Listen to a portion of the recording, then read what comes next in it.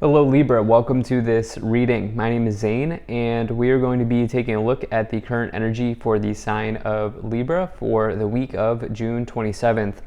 Now Libra, do keep in mind that this is a general reading, so take the messages as they resonate, drop the ones that do not, and also check out your sun, moon, and rising signs. Now I do not offer personal readings and I will not send you a message on any platform. So do not get scammed. Let's go and see what we have here for you, Libra. Now I'm using the Mermaid Tarot as well as the Angel Answers Oracle deck. There are links to both of these decks in the description below if you'd like to pick them up for yourself. I also ask that you hit the like button and subscribe, as it really does help my channel grow in a big way. All right. Make sure we're all set up and in view here, Libra, and we'll get right into it. All right. Let's go and put this up here. And also take 3 of these oracle cards to clarify as we go along. All right, Libra, so taking a look here, it looks like some of you are kind of dealing with an ending right now in your life in some capacity here. And the thing is, sometimes we have to fully close chapters in order, and I'm talking about like fully close, like slam the door, slam the book shut, close, hide it somewhere where you'll never find it, like totally close the book shut and end that chapter in order for new chapters to begin. And that's what I think some of you are kind of walking into here in this week. There's the end of something important here. What I like is that you have a foundation of stability. You have a foundation of, success maybe even, or achievements even, that you can use to bring with you into the start of the new cycle or the new chapter.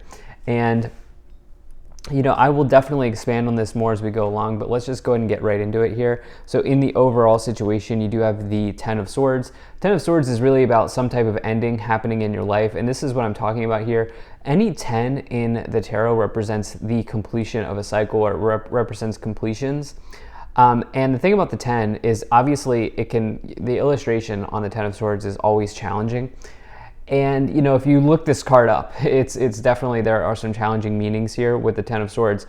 I like to take a more positive spin, okay? And the thing is, what the 10 of Swords does say is that something's over and it's probably for the best, right? Endings do not always have to be bad, but the thing about the 10 of Swords is it is something that is completely done. Okay, it's like I was saying just a minute ago here at the beginning of this reading. The 10 of Swords is like closing the book, and then throwing the book away, or like hiding the book where you'll never see it, or like knowing that you're never going to open the book again. That's exactly what the 10 of Swords is all about. The thing is, 10 of Swords can also be this energy of releasing yourself from what no longer serves you, and this energy of sort of transcendence into a new place or into a new path. Okay, and so it can simply be a releasing energy. And I think that that's probably, intuitively, I feel like some of you are releasing here more than anything. There are really good cards to the left and to the right of this 10 of Swords. So you have to take everything into consideration. One card never makes a reading. And just recognize that, when you watch tarot, or when you do your own tarot readings or whatever it is. And so, yeah, that's just something that I would like to point out there. So endings here. However, in the past, you have the Empress and the 4 of Wands. Now, here's the thing. You have this foundation, you have this firm foundation for yourself, okay? You have this foundation of achievements, of success, of, I think, maybe even trust. You see this 4 of Wands energy here, okay? These two people are newlyweds, right? This is an energy of marriage. It is one of the best marriage cards to find in the tarot. But it's also a card of foundations, achievements, and new starts in one's life. But I also think that there's obviously trust between these two people on the cards, right? And I think that some of you have a foundation of trust, and you have some type of, you did something here in the past that really helped you out. And the thing is, what I really love here is you have this Empress energy as well with it. So the Empress card is one of the biggest cards of abundance. Actually, it's the biggest card of abundance here. And this is also the mother archetype as well in the tarot. And so some of you might have a really nice family situation that you can always fall back on, something along those lines. And, that could certainly be the case for some of you here. But the Empress is really also just like luxury energy. It's the energy of Venus. Venus is the planet of luxury, of wealth, of the finer things in life, of beauty, of love. And the other thing is, the Empress is a good card of healing and nurturing somebody back to health, or restoring someone back to health. Fertility, prosperity, abundance, all of those sorts of things come along with the Empress energy. So it's an incredibly good card to find. And you have it combined with that Four of Wands, right? And so obviously we have this cycle closing out here with the Ten of Swords, but it's almost like I'm not, as the reader, I'm not concerned about this, because you have, you've put in the work here in the past, or you've, a funny example came into my mind, but it's like, you're not walking into test day without having studied. Okay, you studied for your test, and it's like that's kind of the energy that I'm feeling here, if that makes any sense. So in the future, you have the Ace of Cups and the Hermit. So the Ace of Cups is a new beginning in one's life. Okay, the Ace of Cups says that there's new happiness or even new love on the horizon for you. I think it's less about new love because it's combined with the Hermit. The Hermit in a love reading is typically solo energy. It's typically like more of an energy of solitude and kind of doing you and working on you first.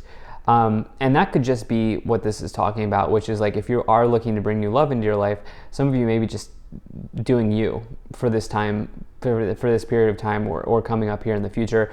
We are moving into the summer, the official start of summer here with the summer solstice, and it's the closing out of spring in the official start of summer. The season's changing, the month's changing. We're moving into July here. It's exciting energy in the air, right? And I definitely like to see this for you here. With these cards. So the Ace of Cups can bring new happiness into your life, and the Hermit, like I said, it's not only just like solitude, but it's also sort of like becoming a master, and maybe even connecting with your guiding light here, as you can see this person peering into the light and kind of connecting with the light within you and asking yourself what your guiding light is, and doing learning everything you need to learn about your guiding light. So let's go ahead and see what else we have here, Libra. So you have the Ace of Pentacles, another ace. You have the Death card. You have the Eight of Cups. And you have the Seven of Swords. Okay. So there have definitely been changes here for you. As the Ten of Swords energy is the kind of overall energy, and I've talked about that at length already, now you have it with the Death card around it in the Eight of Cups, which is a walking away energy. It's like, a big theme developing in this reading is transformation and change for you, Libra. Okay, I just think that something is changing. I think that something is changing for you. And, it's hard to say what this is about. For some of you, this might be about love. For some of you, this might be about life. We do have a Pentacles card showing up here in the future, but it's certainly, as well as the Empress, it's certainly not the main focus. It's hard to say what this is about. I want to see what these other clarifiers are as we go along. But, there's this transformation, there's this change, there's this energy here of you finding what is below the surface. If you take a look at this Death card, this is about, okay, at the surface level, you see that this person's helping the animal, but they're not recognizing that there's a whole lot going on below the surface. And when you get the Death card, it doesn't mean death and dying. It means you going below the surface. It means you have you ever seen the picture of like the iceberg? How like when we look at a tip of an iceberg that's like coming out of water, we look at that and that's like so huge, right? The tip coming out of the water. Tip of the iceberg coming out of the water, but then you see a picture and it's like that's only 10%. What you see on the surface is only like 10%. There's like another 90% below the surface. Like you're going into that 90% below the surface here is what I feel like saying. If you haven't seen that picture before, take a look at just Google search iceberg picture, and you'll probably see it. But I feel like some of you are kind of diving deep here. And I think it's something about you connecting with what you truly want with this Hermit card. And I think that this is maybe acting as a catalyst for change for you. You have, and in doing that, you might actually have to end up walking away from something or letting go of something here with the Eight of Cups. The thing is, the Eight of Cups person walks towards the wish that is provided through the Nine of Cups. So this person's walking towards their wish and towards their dream and towards their goals, but they have to let something go as they do that. And I definitely feel like some of you could be moving into that period of time here. Now you have this Seven of Swords energy as well, which can be a card of deception, but it's actually can also be a card of taking a clever approach to a problem, or building a strategy, building a game plan, kind of gearing yourself up for something, and creating like a scheme for yourself, not like a scheme where you steal things, but like a positive, like a plan or a scheme for yourself. So some of you may also just be doing that here. This is still an overwhelmingly positive reading, but there is this sort of energy of transformation, of change, of walking away, of, again, going deeper, like finding the rest of the iceberg. Then you have this Ace of Pentacles in the past. There has been a nice foundation set up here with the Empress, the Four of Wands, and the Ace of Pentacles. Like, there's something here that you've been doing right that's really going to make this change, this transformation, a little bit easier for yourself. Let's go ahead and see what else we have here. Let's take a look at these 3 Oracle cards. So you have It's Up to You, Be Assertive, and No. So this is a clear message. Some of you are setting a boundary here. Some of you are setting a boundary with potentially someone, with that energy of assertiveness, of saying no, and really you being in control here of whatever this scenario is around. And setting boundaries are not easy sometimes, but they are extremely powerful. The power of boundaries cannot be understated, or overstated is what I should say. And, I think some of you are maybe setting that with somebody, or something along those lines. Let's go ahead and see what else we have here. Let's move up the pyramid. So you have the Hierophant. You have the Queen of Pentacles. And you have the Strength card. So let me tell you, there's like a library of songs in my mind. I've learned in doing like spiritual work, tarot work, that I'm like pretty clairaudient.